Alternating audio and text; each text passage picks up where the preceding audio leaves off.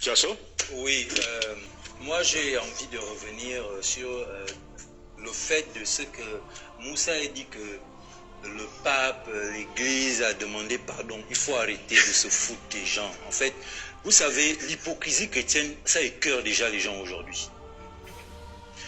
Qui a demandé pardon au peuple africain? C'est quoi demander pardon? Il ne faut pas qu'on joue à les mots. C'est quoi on dit attention, la lecture ce n'est pas comprendre. Lire et venir exposer gens ce qu'on a lu ne veut pas dire qu'on a le fond ou la quintessence de ce qui est écrit. C'est pourquoi il faut faire attention à la lettre. Et on leur dit ça dans leur propre livre. Les hommes de lettres, c'est ce qu'ils sont. C'est quoi demander pardon? Je vais prendre dans la Bible pour que lui-même il se retrouve. Lorsque Jésus, là, Yeshua, va chez Zachée, et que Zachée décide de se repentir de son comportement vis-à-vis de ses frères, qu'est-ce qui se passe? Est-ce qu'il se contente de venir à la place publique ou de cogner aux portes pour dire « Je suis désolé de ce que j'ai fait ». Il fait quoi? Il rembourse. C'est ce qu'il a décidé. Et cette histoire, elle sert à quoi? Elle sert à nous montrer ici aussi c'est quoi le pardon. Tu ne peux pas dire je m'excuse tout simplement, le mal que tu as fait, tu le répares à quel moment? Donc, quand on vient me dire le pape s'est excusé, l'église s'est excusée, attention, quand ça vous arrange, vous dites que le pape, l'église catholique, c'est du n'importe quoi, mais quand vous voyez que vous, l'église chrétienne éveillée, vous qui diabolisez les nganga, les marabouts et autres traditions tous les jours, vous voulez maintenant vous accrocher à une action du pape. Mais je suis désolé, cette action, ce n'est pas des excuses. Si l'église veut s'excuser du mal, des horreurs, des génocides qu'ils ont commis en Afrique, il faut qu'ils réparent. Comme Zachée l'a fait dans votre Bible. Et réparer ici, c'est d'arrêter ce discours que vous racontez dans vos églises, que nous faisons de la sorcellerie. C'est ça qu'on appelle réparer, c'est ça qu'on appelle demander pardon. Parce que vous demandez pardon de quoi? Vous demandez pardon d'avoir fait quoi?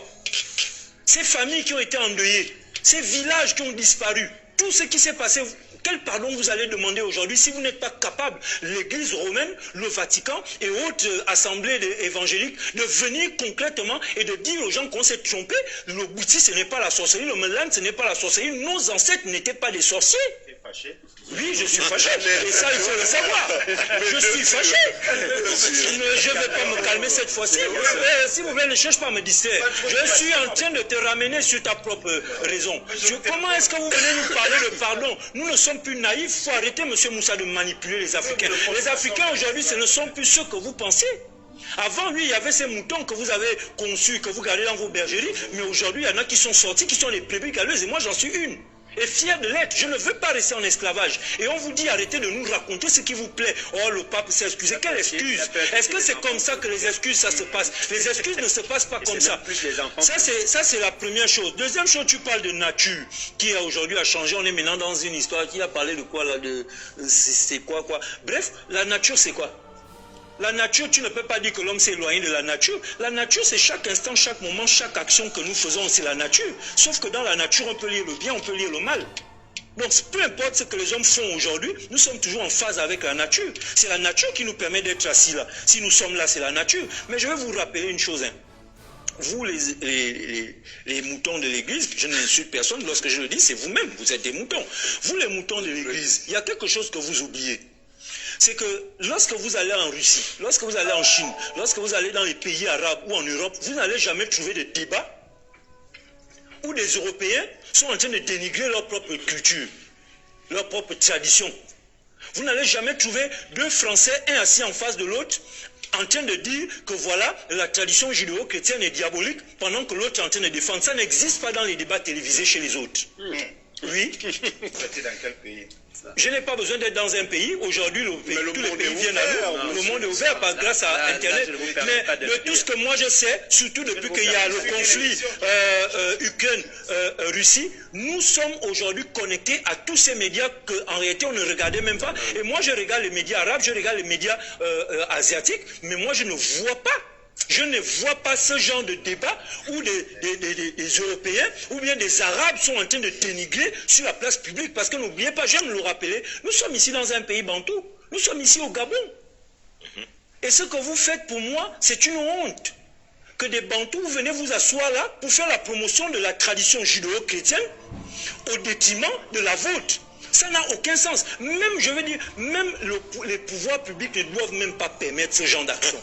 Non, parce qu'il faut qu'on se définisse. On n'est pas ici en Arabie Saoudite, on n'est pas ici en Europe, on n'est pas ici en Asie.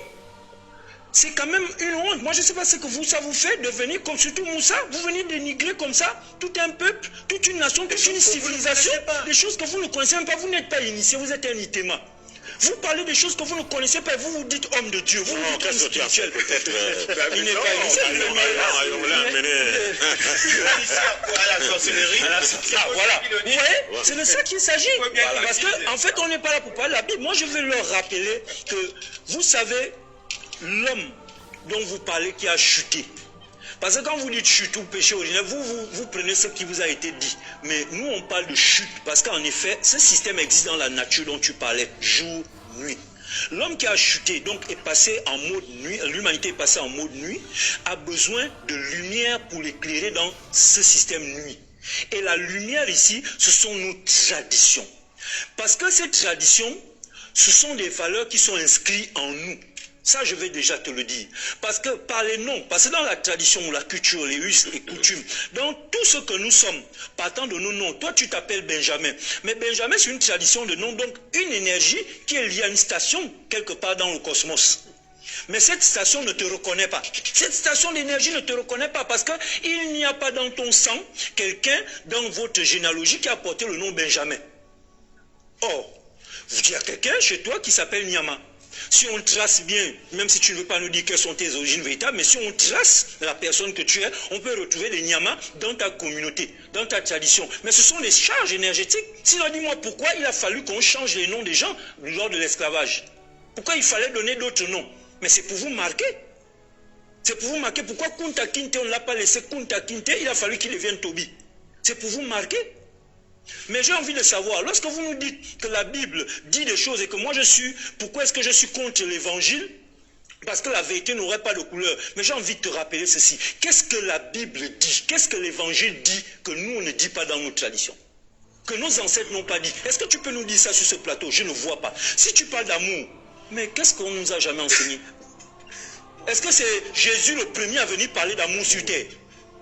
Est-ce que Jésus est le premier qui est venu parler de pardon? C'était même avant lui, dans sa propre communauté, il y avait déjà des gens qui enseignaient l'amour, qui enseignaient déjà le pardon. La seule chose que la Bible la seule orientation que la Bible nous donne, qui n'est pas dans nos traditions, c'est le fait qu'il y ait cette prétention à dire qu'il est le seul chemin qui mène à Dieu, ou bien qu'il est le Dieu lui-même. C'est la seule différence. Mais tout ce qui est dedans comme enseignement, je suis désolé, moi dans mes banjas je l'enseigne, j'ai trouvé des gens en train d'enseigner cela avant moi, dans le Melan, dans nos traditions, voilà un fan qui est là, il va me dire que ses ancêtres ne connaissaient pas le pardon et qu'il a fallu que la Bible arrive pour qu'on sache ce que c'est le pardon.